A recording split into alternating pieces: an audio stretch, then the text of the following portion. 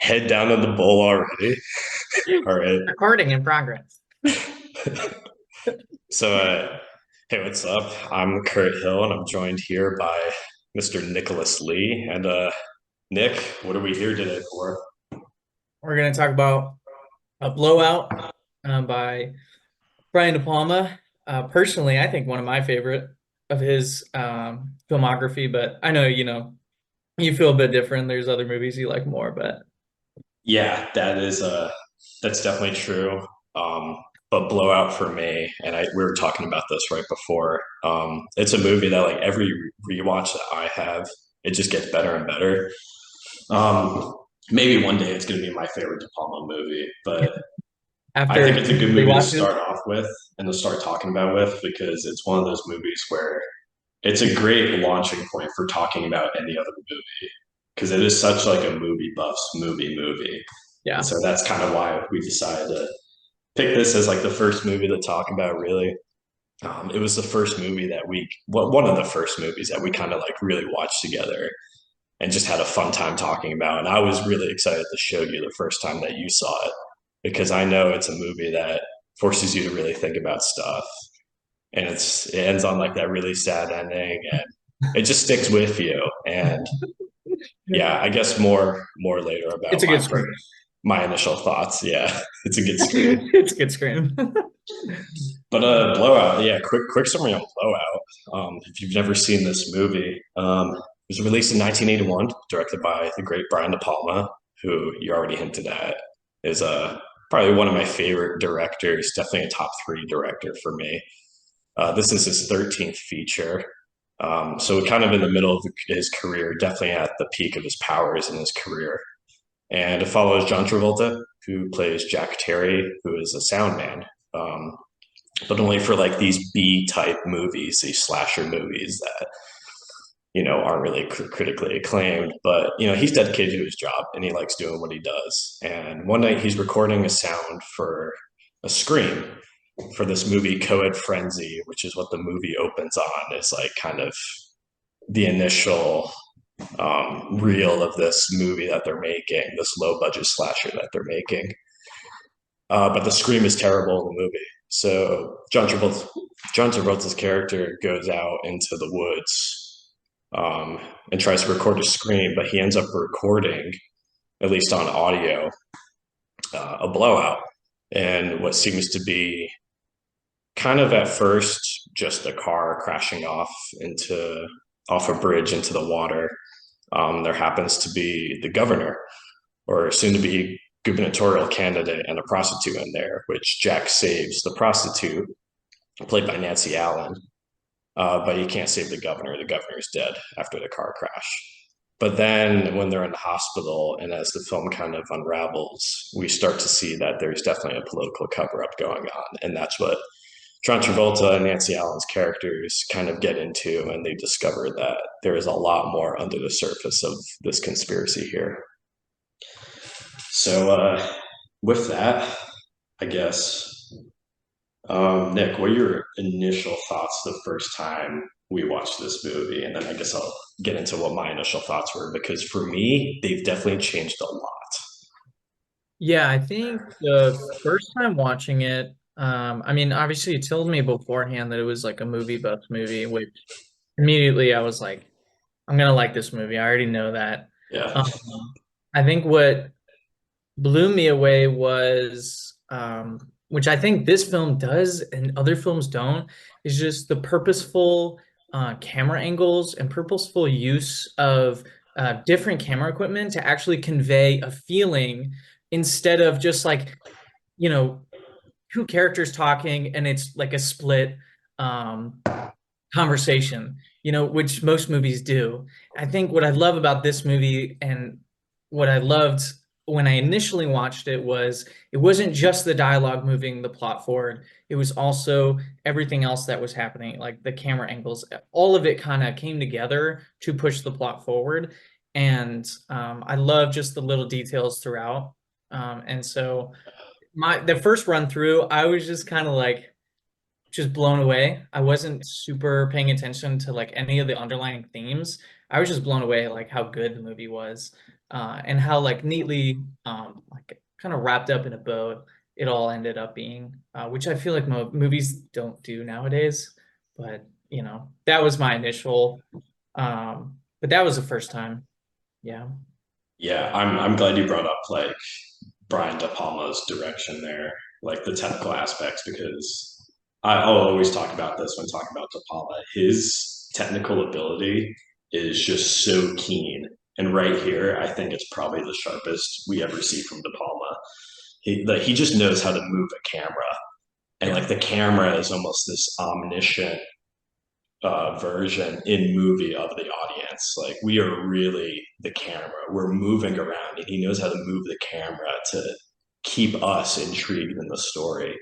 And Yeah. you don't see that, especially these days with too many directors, and even in his time and before. I mean, like he's a Hitchcock disciple, right? That's kind of what he's like knocked on, but Hitchcock too was so innovative to the form because they both knew how to move the camera, and it's just so engaging when you're an audience member. And he does these split diopter shots. He does these long tracking shots. Um, Yeah, I mean, and like, no, a great example of it is when Briggs, the guy, goes in and erases all of his sounds. yeah, I was Like, going to well, talk about that for how it's sure. like how you can describe his descent into madness by just pointing the camera at him, and he just kind of goes crazy. But instead of that, De Palma just circles the camera almost like you're circling into madness. It's like this. It was never just focusing on him in that scene, and I love that. I think that was a perfect example of using the camera to create an emotion and not just necessarily pointing the camera at a character. But Exactly. De Palma hates static shots. Like I said, he loves these like long tracking shots, usually kind of voyeuristic type takes. And yeah, I was going to talk about the camera circling when all the reels are erased. so good. Yeah, just the technical aspects of that, the choreography that he had to do with Vilmos Zsigmond, the cinematographer, and John Travolta, to have both of them, time up each of the walking in and walking out of frame with the rotation in the camera, and just Jack Terry, the characters, like spiral into madness and just fury after he realizes that all the reels of his tapes have been erased. He doesn't know how it happened. That is such a great scene, and that's one of my favorites. But also, I think another one of my favorite scenes that kind of exemplifies De Palma's really keen eye for like the technical aspects of cinematography is when he's recording the initial blowout, Yeah. and he's in the woods, and you get these beautiful split diopter shots, especially like when the owl turns around and looks at the camera, and you see Jack Terry with the recording coming, and you see the owl. um, but both of them are in really sharp focus, and it almost looks like it's one shot, but it's really just two split together on the diopter. um, just things that you need to see 100%, because talking about it doesn't really do it justice, but it's one of those things. It makes you want to talk about it because it's something that you don't see a lot in film, and De Yeah. Palma doesn't get enough credit for it, with just his incredible eye for kind of translating emotions and not just putting something down on paper, because he also wrote this movie too. Like he puts it down on paper, but he's able to storyboard it and see it to really make it pop to life. Because otherwise, like you got a sound man for a movie recording, wind blowing through a Yeah. forest. Like I don't know how you really make that a tense or an interesting scene, but De Palma does it because you get all these little sounds, and that's something that on repeat viewing, especially in that scene, you pick up more and more on Hmm. like what these individual sounds are, and some of them are context clues for what happens later on. And I remember when I was watching a review, I was like, "Holy shit!" Like one of the sounds is like a key plot point, Yeah. and you don't Yeah. even realize that on first viewing. But Yeah. it's that attention to detail and that carefully crafted scene work that De Palma does for his movies. It's so rewarding on a rewatch, and I think getting all the way back to my initial take with this. My first viewing of it, I didn't get it on first viewing because I think it was just a lot to take in. Hmm. And yeah, I mean, I didn't hate this film obviously when I first watched it, but I don't think I really got it. It wasn't the first De Palma film I've ever seen. It's kind of different. It's kind of different, kind of similar to his other movies. It's not nearly as excessive as some of his other movies that I really like Scarface and Body Double. Those are a lot more gratuitous movies. This is more subtle, but it's still very De Palma. Um, yeah, and I guess I didn't expect how cynical it was going to be. Not that I dislike a cynical movie.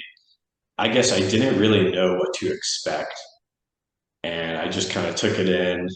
But I don't normally get this with a movie either. On the very first viewing, when I was done with it, I knew that repeat viewings were going to be very gratifying, and I knew that I would like it more and more. And now I've seen it about 4 or 5 times, and every single time it's been more gratifying on rewatch. So that's why I think it's such an interesting movie to talk about. Why people should definitely like check it out.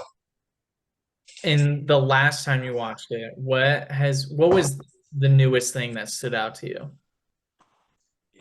That's a good question. On the last time, um, I guess I kind of found myself sympathizing with Nancy Allen's character more. Yeah. And this is something that 100%. we've talked about before because I don't think you get it on the first two viewings really. Just how important Nancy Allen's character is because she's more a symbol, and she's kind of really a symbol of just innocence and kind of the unknowing general populace at large. And I think once you see her in that way, you get a lot more respect for her character, and it's a lot more tragic at the end with what tragedy eventually befalls her. And spoiler alert: when she gets killed at the end of it, it's not so much just this prostitute who gets killed. It's kind of the idea of the freedoms and the innocent dying over no cause because of conspiracy, political corruption, whatever you want to put on it. And that's why it's really sad at the end of the movie, along with the very, very last aspect of the movie, which we'll definitely talk about later on. Yeah. No, I 100% agree because when we watched it for that first time, I mean, I remember being like, I hate this character. Yeah, And I did like it too. I almost did was a too. relief at the end. We're like, oh, finally. But Right.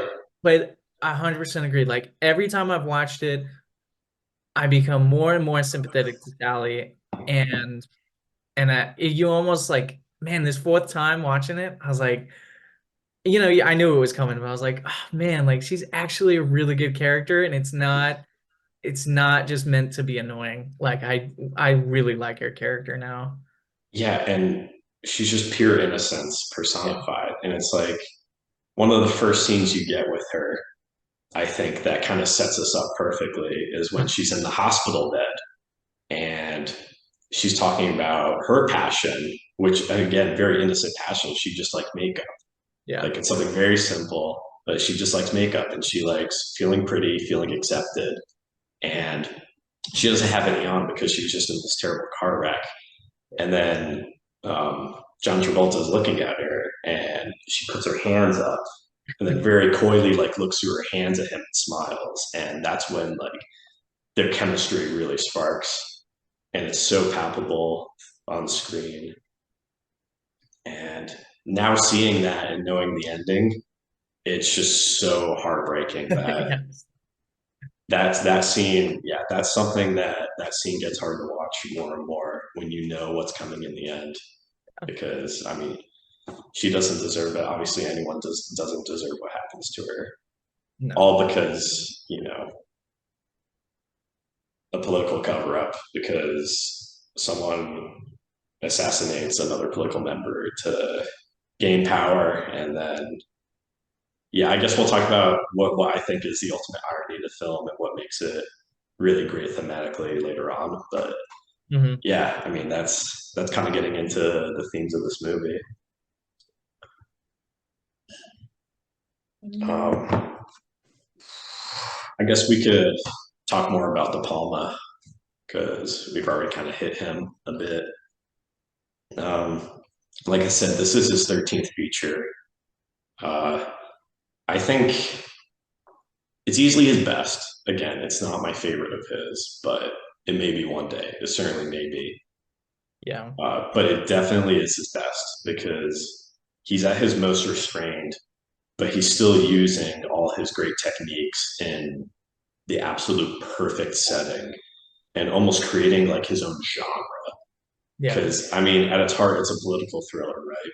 Yeah. But it's also got all of the other genres that he's really good at doing kind of rolled up into it. And, a lot of people use the word like De Palmian or whatever. Like, this is probably the most like De Palma Nice. movie there is. Yeah. Um, it's got everything you want out of him. Uh, Definitely at the height of his power. I think he really hit his stride in the movie before this Dress to Kill. But Dress to Kill is very genre. It's a slasher movie. It doesn't really go beyond that or have any other messaging beyond that. This, however, is a more restrained step forward. And it's great for that. Because then he goes completely unhinged in the movie right after this, which is Scarface. Yeah. So it's kind of in between like two really unhinged movies where De Palma's kind of like really having fun and just being excessive and out there, which is kind of why he was one of the more criticized directors of his time. But then nestled in between those really gratuitous movies, you get Blowout, which is a really slick and really tight movie. Yeah. Um, Technically. the pace, yeah, I mean the technical aspects are phenomenal, and we'll talk about the cinematography too. But it's also really fast paced. You're not going to be bored during it, and a lot of that is because of his direction. Just everything is De Palma firing on all cylinders here, and he doesn't get enough credit as a director. And again, a lot of it is because a lot of people saw him as like just a Hitchcock knockoff because of the early genre movies he made. And even after Blowout, he goes back into more genre movies. He does gangster movies, Scarface and Carlito's Way, which are both phenomenal. Yeah. But I think he just unfortunately got stuck doing genre movies and really liked doing genre movies. I mean, he loves doing the thriller, Hmm. but it's a shame that he doesn't get more credit because on the technical side of things, I mean, he knows how to move a camera better than Spielberg. He knows how to move a camera better than like you name it. He's one of the top guys out there, and when you're watching a De Palma movie, and you'll Yeah. never be bored. Even like his 3 hour movies, you'll never be bored. Yeah, and I was going to talk about the camera pan scene, but we already talked about that. And we talked about the wind blowing through the woods. I know your thoughts on De Palma's direction here. We kind of already hit most of it. Um, no, I mean, you know me, like I'm not like I don't super go into the directors and their history and their thought process as much as you do, but one thing I noticed this time around, that I don't know if he did this consciously or if he did it unconsciously. Either way, I think it's freaking cool as shit. Um, is I read this book called Thinking Fast and Slow, and it's like a psychology book about like the way our brains think. And the idea is that our brains are split into two systems. One is like this fast decision making system, and two, like this slow process thinking. And there was this really cool idea in there called priming. And I don't know if he did this consciously or not, but in the beginning of the movie, he when Jack is watching the news and making the tapes for the other things, he's listening to the exact same sounds that you would inevitably find when the car crash happened. It was like there was a gunshot, Yes. a swerve, yeah, and like it made all those things. And what I realized was that it was priming the audience's brain into hearing those sounds and basically telling the audience, hey, this isn't a normal movie. This is a movie that you need to listen to more than you may need to watch, because the mystery is solved through listening. And that's why I think when we watched it, which was when your second time came around, uh when Briggs, the killer, in the train station does the pull thing and it makes that click sound, is when it clicked for you and Hmm. for you at the same Yeah, time. I was like, I heard that sound before. And then it brings you back and you're like, oh my God, he recorded that sound. I think I love that. And I'm trying to think, no, I just love, I don't know if he did that consciously. I'd like to believe he did, because that's would be crazy cool if he did. But I yeah, just love this, the idea of the like priming your, the way he did that was like priming the audience into hearing that and then using it later to solve the mystery. Um, but I don't know, that was just something that I noticed this time around.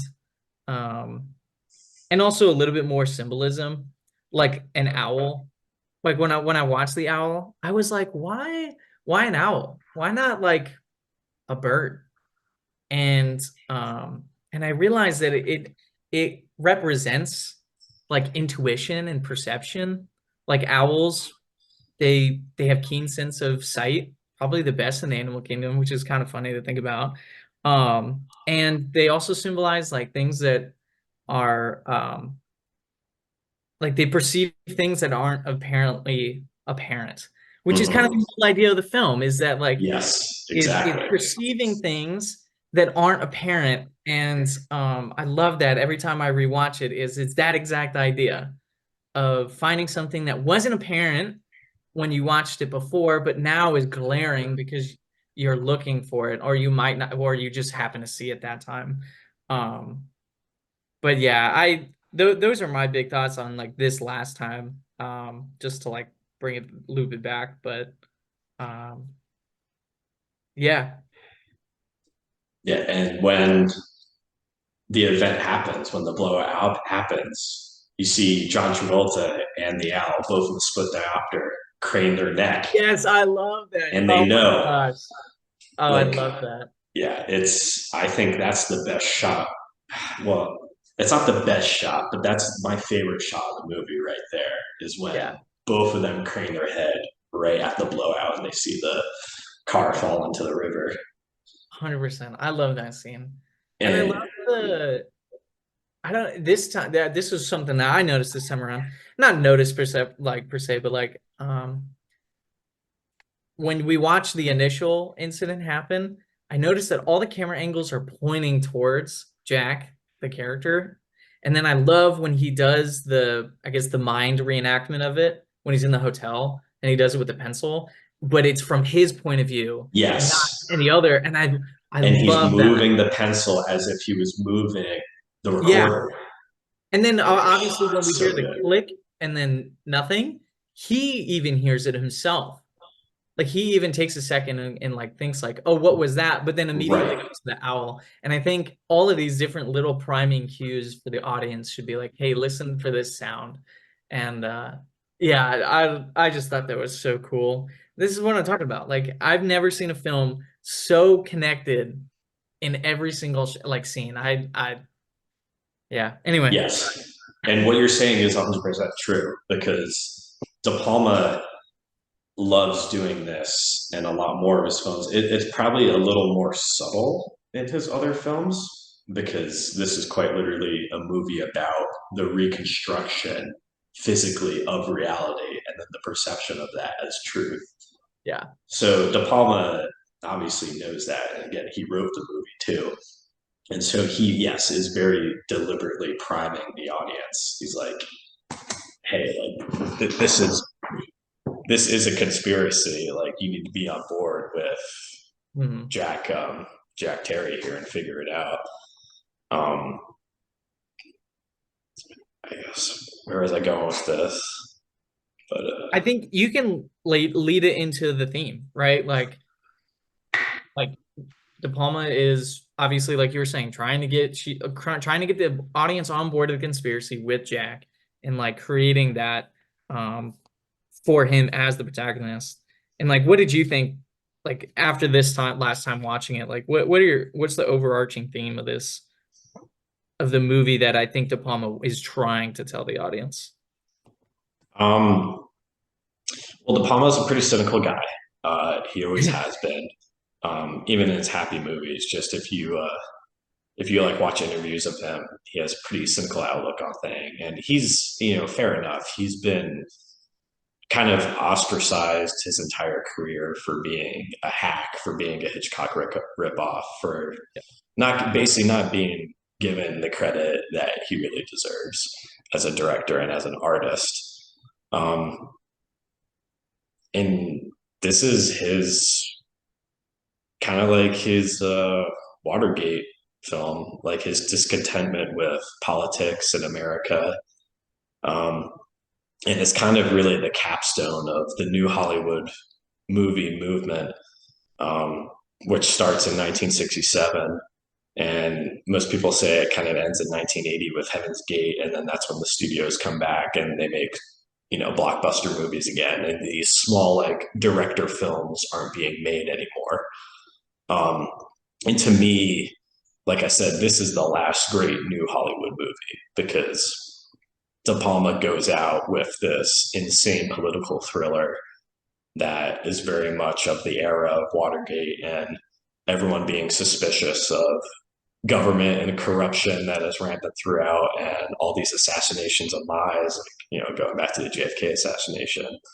That's kind of like these baby boomers who were making movies at the time, like De Palma, were very untrusting of the government, and we're just trying to, I don't know, I guess, make it apparent that you know these things are happening not only in our government but in other governments, and that it's tragic, and that the powers that be are just working in the shadows and keeping power in the shadows. And yeah, you don't see. I mean, certainly in the 80s and the Reagan era after this, you don't see movies like that. In the 90s, you don't see movies like that. I No. mean, even today, not so much, not nearly as much as it was back in the 70s and 80s during the new Hollywood movement. And it's a shame, but I mean, yeah, I think that's definitely where De Palma's going with this. But I mean, yeah, and again, kind of already said this, but kind of the whole technical theme of the movie is this Jack Terry's reconstruction of reality, his reconstruction of the event, like as if he had the Zapruder film. And he gets it because the whole event is filmed. We didn't discuss this, but the whole event is filmed by another party. And Yeah. he's able to get that footage. And when he gets that footage is when he syncs up his audio. And the movie takes a lot of time showing us him syncing up the audio with the footage. And then we get his perspective of how he remembered it. And then he's creating the video and making the story, which is more or less the actual reality of events. But as we see, that gets kind of lost in the media spin of it all. It gets lost in John Lithgow, the assassin's attempts to kind of cover this all up. Um, yeah, I mean, he ends up erasing the reels of all this footage. And very early on, we see even the gubernatorial's aides are trying to cover all this up. And they're like, don't talk about any of this. You want to bring disgrace on the governor. You want his family to know he died with hand down his pants or something like that, he says. So the movie is very overtly about political cover-ups and corruption, and just how the perception of the things that actually happen are skewed by the media and you know political aides, assassins, and the search for truth may or may not be stifled in the end by an entity stronger than you in power. Yeah, dude. I mean, gosh, I couldn't have said the political part any better. I think this last time watching it, I also noticed it is kind of a comment on how untrustworthy the news is too. Did you notice that Yeah. every time the news was played, it was always incorrect information? And I love that. Like that was 1981. Like it was still people consider the news like, it's so big nowadays to be like, oh, fake news, all that shit. And like I just love how even back in the 81, in the early 80s, it was about it was the news just was not truthful. And, you know, who owned the news? The political elite, you know? And I think Brian De Palma, I think he almost just tells the world, they're like, look, even the news is owned. You don't know what you don't know. And like I love that Right. his last time watching it was a comment about that as well. And yes, and a good example of that is John Lithgow's character, the assassin in the movie. He starts more or less pattern killing, trying to make a serial killing chain because he knows the media is going to pick it up. And he like carves a Liberty Bell in these girls who all look kind of the same. And so the Yeah. media, obviously, he wants the media to pick it up, and they run with it. That there's a Liberty Bell killer, there's a Liberty Bell strangler, or whatever they call him, and that is kind of covering up all the Governor McRyan conspiracy, who just died a couple of days before. Yeah. And yeah, so the powers that be know that they can spin the media to kind of deflect away from the governor's assassination, essentially, Yeah, and and it cover it works all up. too. And it works because even Yeah, at the end, they report that the Libertyville Strangler was killed or killed two more people, and the last one, obviously Nancy Allen's character, Sally, she ends up killing him, which obviously isn't true. We know Jack kills him, which is a whole nother can of worms about Jack's character that maybe we could talk about, which I thought probably the only silly part of this movie, but we can talk about that later. But I think it it's works. fine. You know what I mean? I And think it works. um, no, it's more of just related to some of the things that Jack does in the movie that are like completely unaccountable to, which is weird to me. But I I think it was just he's it was necessary for the plot, but I just thought it was funny. Like I don't know if you want to talk about it now. I can bring it up if you want, but yeah. I mean, he's a totally very different topic than what we were doing. I mean, he's a very driven character, right? And he's very tortured from his past, being he Yeah, worked for the police, and he feels very guilty about getting an undercover cop killed on his behalf, and yeah. that kind of ties into him feeling like he can't fail Nancy Allen's character in the end. And of course, ultimately, he does. And so he's kind of a little more extreme because of just his paranoia over the past, over people dying because of his incompetence. I just thought it was funny because he had that experience before. Like he's already experienced losing somebody to a wire, and then he does the exact same thing again to Nancy. Like I just thought it was like this last time watching it, I was like, you could have just you could have just been in the I understand for like the whole plot reason to push the plot forward, but like I just thought it was kind of kind of silly that Jack already made this mistake and he's doing it again. Like I wonder maybe that was on purpose. Maybe like I don't know if you saw that or not, but I thought this time around I couldn't. I was like, why would you do that? Yeah, but like he's apprehensive about it, right? But he's At also first, he yeah, he is so driven to figure out the conspiracy. Like he's like, I need to risk her. Like he is worried about, the danger of it, but he's like, I need to risk her as bait to figure this out. Because he's playing cat and mouse with an invisible mouse the entire time.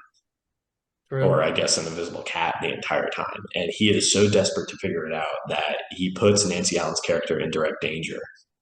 And then the moment it starts slipping away from him, he freaks out and tries to find her. But at that point, it's too late because John Lithgow's character is so smart.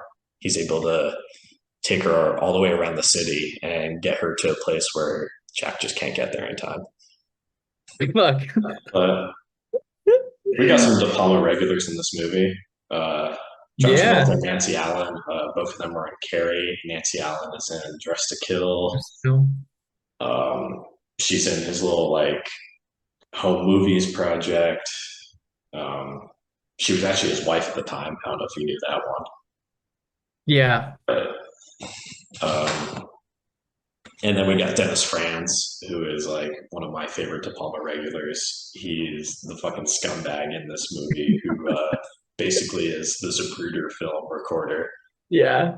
And he's always like this fucking, hey, honey, what's That the problem here? that was it. This character is kind of that was so embellished. I was like, who is like that? He's like that in every De Palma movie, though. He's in Dressed to Kill. He's like, hey, I'm a cop. You want to tell me something? Or are we just doing a dance here? He's like, it's every movie. He's the same fucking character, and I love him. Oh my gosh. That was really He's funny. he's also in fuck Body Double. Yeah. He's a small part in Body Double. He's the fucking director of the movie. Oh, dude, one part with his character, which I thought was just so funny, was when uh when Sally calls him up and is like, "Hey, I'm coming over," and he like sits down, turns the TV on, he like practices. Yeah, Awkward. It's the most, I felt that on like such a dude, deep level. so Sigma. Yeah, he's such a shit character, like such a bad guy. But like I felt that so deep in my chest, like Yeah, practicing what he's gonna say. Oh my god, that it immediately made me like him for just a second. I was like, yeah. oh, He's like, okay, I get him. hey, honey, you need a drink? You look thirsty. Like, Looking good. he's Oh my he's such a god. fucking funny character actor. Yeah, that scene was just perfect. I thought that was so funny. And yeah, John Lithgow is the assassin. He's good. He's effective. He's definitely a smart character, and you feel that. You feel there's an edge there with him, and that he's kind of willing to do anything and just won't feel either way about it. Yeah. Um, yeah, pretty brutal character.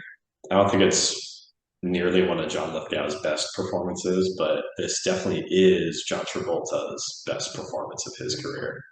Yeah, I think everybody that I talked to about this movie is like, John Travolta. No way. In like a And serious role? And I'm like, he's nope. phenomenal in And it. it's honestly incredible. Yes, he's definitely the best character of this movie, and I mean he feels very real, and he feels very Yeah. like the sense that I get from him is that he's very confused and scared because he knows that there's a conspiracy, and he knows he probably will never figure it out, but he's desperate to figure it out because like what else is the little man gonna do? Yeah. Like he wants to make it known that something terribly wrong happened in our democracy. And it's like no one cares to even know the real story of it. And that pisses him off. And it should. Yeah, and like what I think is funny with his character is everybody else tells him like, oh, conspiracy this, conspiracy that. But him, before he did the movies, was his character was an undercover, agent trying to expose conspiracies of police corruption. And I love that he wrestles with that. And I think that experience shaped him into wanting to solve this personally because Yeah. almost like a personal failure from before. Now this is like maybe I don't know if this maybe this is his redemption. But Right. And back then, and I mean, we I didn't talk about that. If you want to talk about like exactly the Jack's past a little bit in the movie. yeah, I think redemption's a good word for it because he's kind of world weary. And especially at the end of the movie, he's kind of back to square one and being Yeah. even Oh my more world gosh. weary. But Yeah. like this is kind of like he could do something right here. And he really wants to, and he really tries to do the right thing. But in the end, it's completely stifled and completely hopeless. And yeah, that kind of brings us into the end of the movie. But I mean, I bet his past. I mean, the past part. It feels for me. It kind of feels like a forced addition into the movie. I mean, it still works. Really? It works really well in the movie, obviously, like everything else does. But Yeah. it kind of breaks up the flow of the movie more so than any other part because it kind of comes out of nowhere. Like, yeah, it's a good setup for it because they're talking about she kind of asks him about his past when they're like getting lunch or dinner or something when they Hmm. finally have their first date. But it goes into the full sequence of when he was Yeah. an undercover cop, and I think that kind of breaks up the flow of the movie because the rest of the movie is pretty much on the wire following the main plot of the story, and then this is the only part that really doesn't. Do you Like it think, provides important context, but yeah, I was gonna say, do you think without that, do you think it would still make his character, like, do you think the audience would still understand his character's motivations without that scene or not? I think so because I think his enthusiasm to do the right thing and expose the truth is apparent regardless. True. Yeah. So I'm not saying it's an unnecessary scene, but I think of all the things that break up the flow, that definitely does. Yeah, I It's don't, fine though. It's totally fine. Like I don't yeah. fault the movie for that at all. I'm trying to think, last time watching it, whether or not I felt the same way, but It's just everything else is, like I said, it's so yeah, on the line, like narrowly straightforward, focused. advancing the plot all the way through. And this is the only thing that doesn't. It just provides context. That's true. And I guess you don't necessarily need that Yeah, to you push it don't need it, forward. but I mean, it doesn't hurt the movie in any way. Like, again, I don't fault the movie for this scene, but it is the one thing that every time I watch it, it breaks up the flow for me. And I'm like, oh, like, I don't need to watch this scene again. Interesting. Okay. I know. I thought it was a little necessary just for the context purposes and also, I don't know how you feel about it, but I do like breaks in movies sometimes, and especially for context and even setting up themes. It's like I think that scene does set up the larger theme of, political corruption. Um, Sure.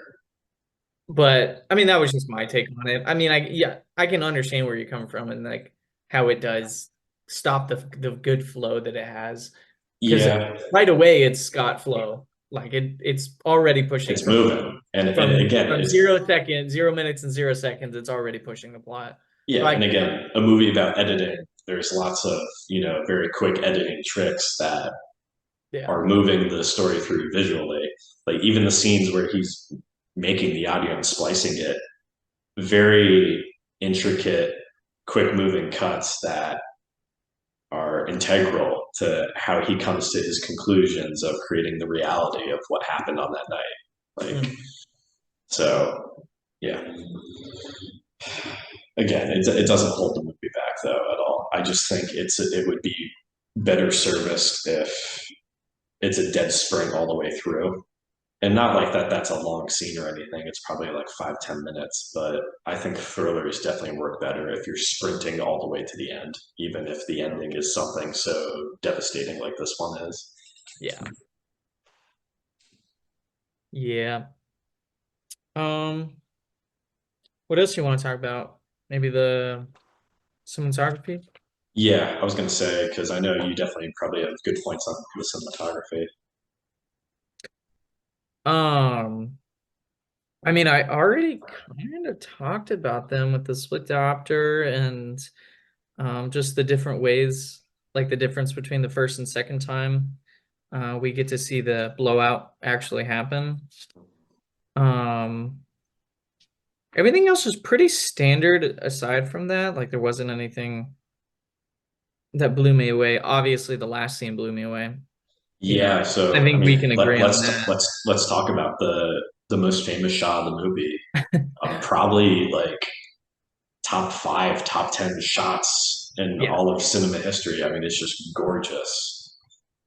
And it's back to the circling thing. But I think this time it's different because it's just him and her in the scene and it's not and it's solely focused on them. And Hmm. and I love how you can create those different emotions just based off of what you put in the camera during, the circular scene.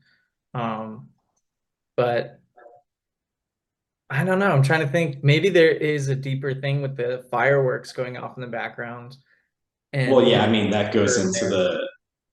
the cynical irony of the movie is that Nancy, Alan's character, Sally, basically the personification of innocence and the unknowing American public, dies on the Liberty Ball parade. And Yeah. No everyone, one, yeah, everyone's everyone, there, but no one can see it.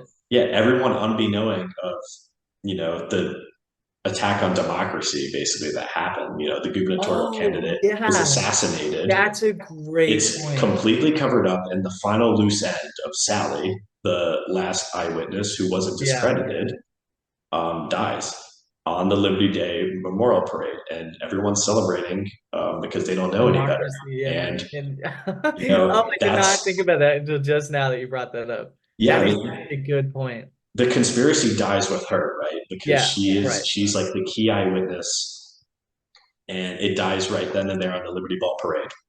Yep. And it's horrible. That's It's so good. I did yeah. not think about that until just now. And yeah, and so the shot is literally just the 360 pan of Jack carrying Sally, and the fireworks are just beautifully going off behind him. And yeah, I mean, that's like the ultimate symbology of this movie, right? In one beautiful shot. And it's devastating. And it's even more devastating because then we get to the epilogue where Jack Terry is back in In the the editing. studio. Yeah, he's kind of he's in the viewing room of Coed Frenzy, the Yeah. movie that they're doing, and finally he has the scream, but he only has the good scream because it's the scream of Sally when she's being killed because he was recording the whole incident, and it's so cynical and it's so devastating because like Sally dies, the whole conspiracy dies, his whole image of Yeah. the world dies, and he's like, "Fuck it, I have like a recording of a good scream. Put it Here in you this go. fucking B movie, this Yeah. fucking cheap slasher movie," and he's all he can say is just it's a good scream, and he's clearly tortured by it, but he's so destroyed where he Yeah. realizes nothing matters anymore, and like literally the last thing that like his love and his ideology had is that scream, and he just gives it away to something as cheap as a fucking slasher movie. It's so devastating, and De Yeah. Palma really fought for that ending. Studio did Did not like it. Audiences, hit or miss liked it. It was pretty critically acclaimed. It didn't really make a lot of money, but De yeah. Palma fought for that, and that was definitely the right decision because Yeah. it's the 100%. nail in the coffin. It's one of those few movies that I mean, I'm happy it ended on a cynical note. You know what I mean? Like, it wouldn't have hit as deep and it wouldn't have cut as deep if it didn't end like Well, that. it would have lost all meaning of the movie Yeah. if it did. Yeah. Yeah. Like this movie can't end any other way because it's all about the disillusionment of perceived reality, right? And how that's warped by malevolent power. Yeah. So you can't end it any other way than just incredibly cynical. But De Palma takes it one step further with, her Oh scream. yeah.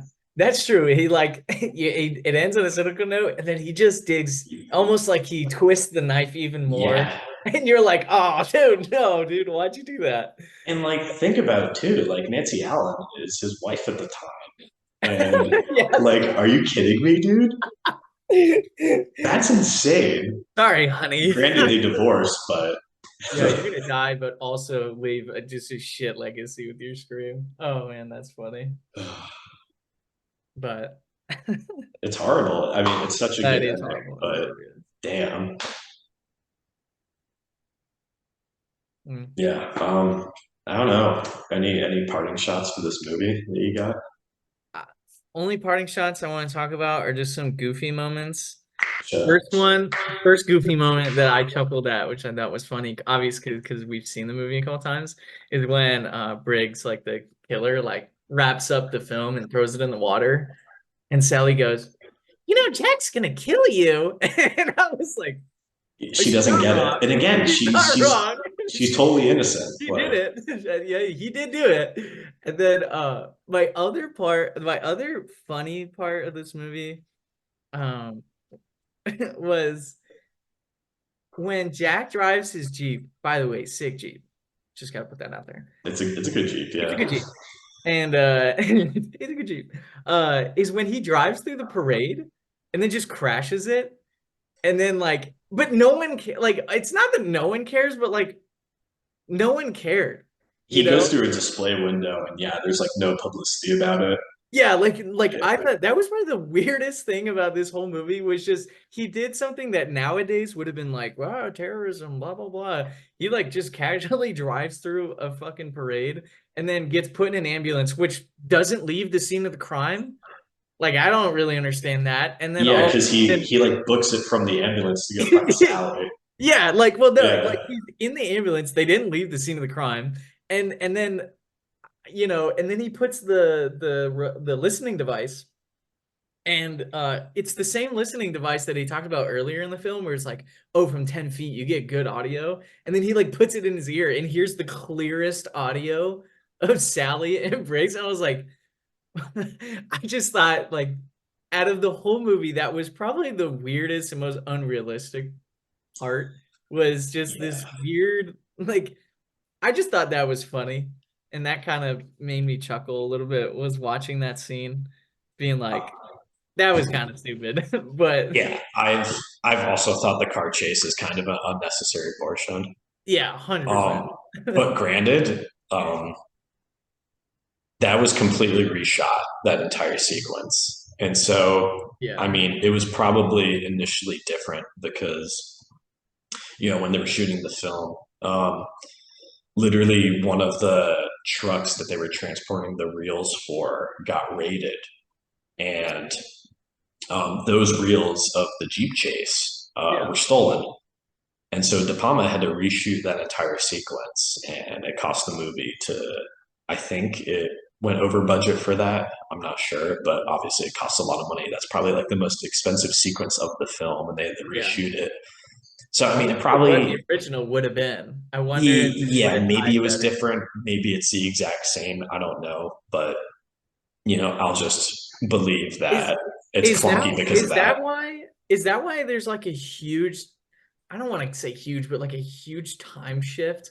Because did you notice that like it was daytime And and then then it's all of a night. sudden it's Yeah. night and it's It's jarring and you're like, wait, how did he like he just rode a train with Sally for hours before sunset, like before nighttime? Like I thought right. that was kind of odd, but maybe it was afternoon or something and like, you know, Maybe I just think that I thought that was weird. I think from the documentaries I've watched De Palma talking about the incident, I think what's probably happened was, there's more reels of just context, like probably in between, but they probably only had the budget to go reshoot the chase. True. And so then Yeah. they couldn't reshoot the other material. Probably, maybe not, but I'll chalk it up to that. So, I wonder what would have been, yeah, but whatever. It's still good though. it's I just fine. Yeah, it's fine. those two things made me chuckle. I thought that was oh, and also when Jack first goes to the hospital and I wrote the quote down because I thought what the cop said was kind of funny. Um, oh no, where is it? I wrote it down. Da, da, da.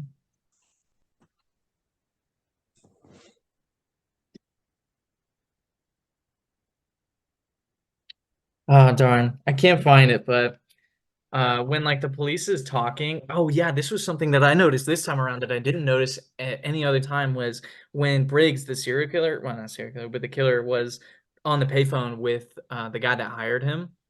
That guy was the same guy in the hospital initially talking to the first police officer. Like the dude who tells Jack Terry, like, you don't want the governor to die, like, No, no, no, not that yeah, character. yeah, It was like the police officer was standing a little bit of ways and it was a telephoto like shot of them Yeah. talking, and the And just cop some said, other bureaucrat standing yeah, there. it was just it, but it was the same guy, and I was like, holy shit. I have never noticed that. Damn. Yeah, Yeah, I've seen um, this like 5 times now. I've never noticed no, that. I might be wrong, but I swear to God, it was the same guy because the police officer just basically is like, yeah, that fucking horse ass over there talking about Yeah, Jack. yeah, You know what and I that's mean? another good split diopter shot too of Yeah, like Jack in the exactly. hallway. And I just thought that was kind of funny when I saw that character in the phone booth. I was like, wait, that's the same guy that talked to the first police officer Dude, all at the those very details. beginning of the movie. I was like, whoa, dude, that was cool. But yeah, again, just tying things up in a bow. Like, I love that. Yeah, Um, this is definitely like one of De Palma's very carefully crafted passion projects. Like he I'm wrote glad a he lot did of it. his I'm own glad he movies, did it. but this one is right Yeah, on the money. I'm glad he did it because sometimes I feel like movie or director written movies sometimes aren't the best. But I think this is just knocks it out of the park. It's spot on. Paired with his visual style, I mean, it's perfect. Yeah. But parting shots, go watch his other films because they're equally as good. Yeah. Body Double. I need to rewatch Body Double, dude. Body Double gets I better I on liked reviewing. Body Double. It gets I, better on reviewing. Not as good as Blowout. I think Blowout is definitely like the greatest return every time you rewatch it. well, I think because it's a thriller and a mystery, and like It's just so intricately detailed, and like you true. get those little bits where you're like, oh, like I know another part of the puzzle that I never noticed before. Yeah, And that's any great movie. It just has all those rewatchability factors to it. So yeah, for me, I mean, this is the first film we're really talking about like this in this format, and I think it's probably the best one to do so with because this is a great springboard into talking about all different kinds of movies because this is a director's movie, this is a movie buff's movie, this is an editor's movie, it's a cinematographer's movie. It just does so many things right. Um, it's a shame that there aren't other movies like this. So give it a watch. I mean, it's literally free on YouTube. Criterion Collection has a copy of it. It's a great film. I can't recommend it enough. 100%. All right. Cool, Well, man. thanks for joining me, Nick. And until Yeah. next time, yeah, see you, buddy. Meow.